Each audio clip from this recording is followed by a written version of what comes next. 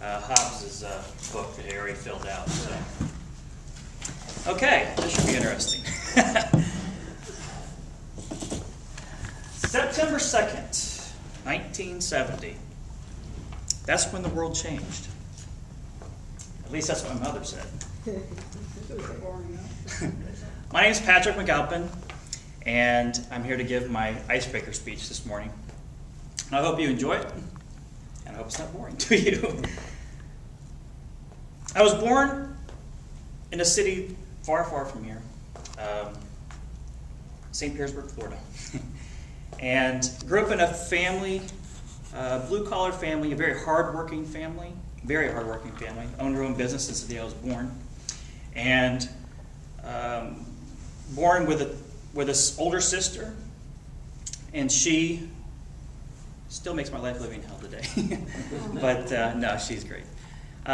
So growing up, education was something that wasn't the forefront in our family because my mother and father grew up in a small town in Alabama, which farming was the rule of the roost.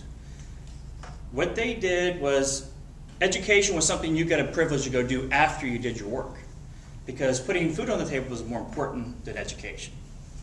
So once I became old enough to go to school, my parents made sure that I went to a school that had my education. I went to a private school, a Christian school, from kindergarten to 8th grade. But it's then where I learned that I had a lot of friends, I fit in very well,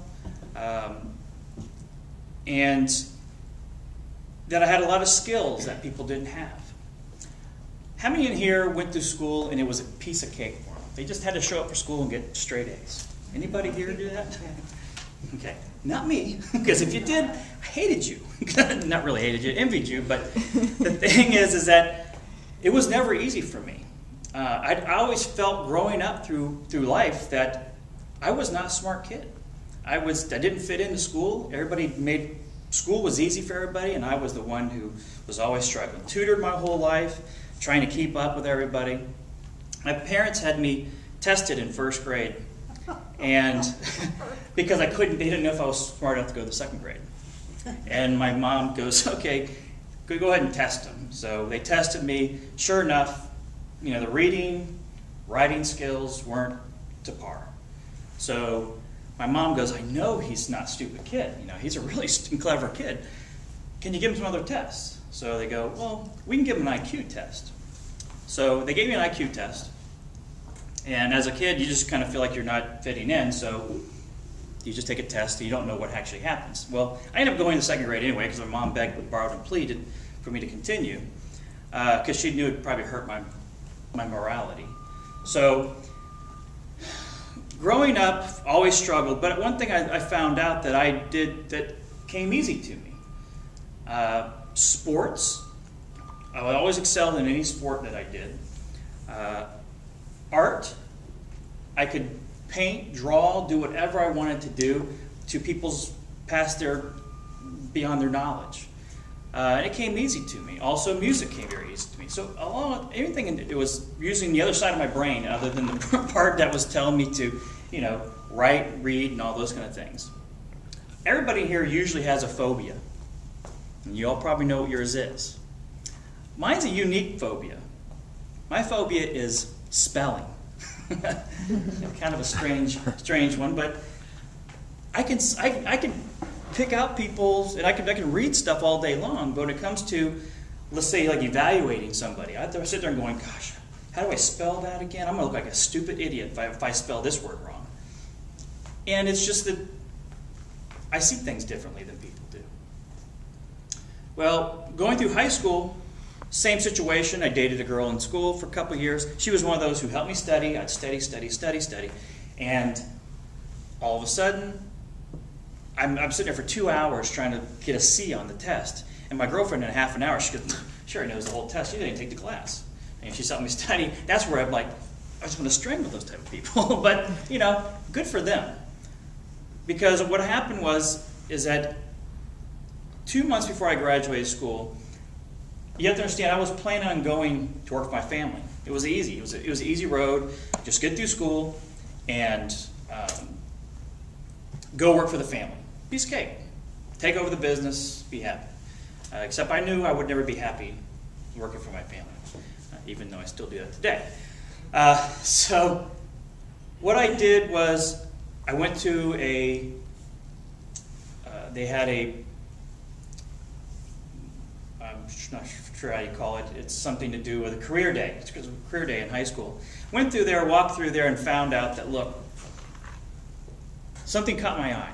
And what it was I went to a booth, and there was these drawings of architectural buildings, renderings of interiors of buildings, and I'm like, that's what I want to do. And the first thing I did was when I walked up to the lady, I said, what kind of skills do you have to do that? Do you have to have like calculus and all this other stuff? And she goes, no, you can do math and things like that. You'll be fine. So I went to do it. It was interior design, and it's a field that probably nobody thought I'd ever be in, but I did it. The best thing I did, because when I went there, I realized that work was easy. The school was easy because it was something I knew how to do. I was tutoring people in my class. So at that time, I realized I have a gift, but it's not the gift for the last 12 years before that I figured I didn't have. So the thing I'm trying to explain here is that everybody has their own gift, and until they actually learn what that is, then your life would become so much more simple. So everybody should think of is that the world will never be the same. And that goes to everybody. Because if you can back your life backwards and feel everybody that you touch on, how their life would be different and how the world would be different without you. That's it.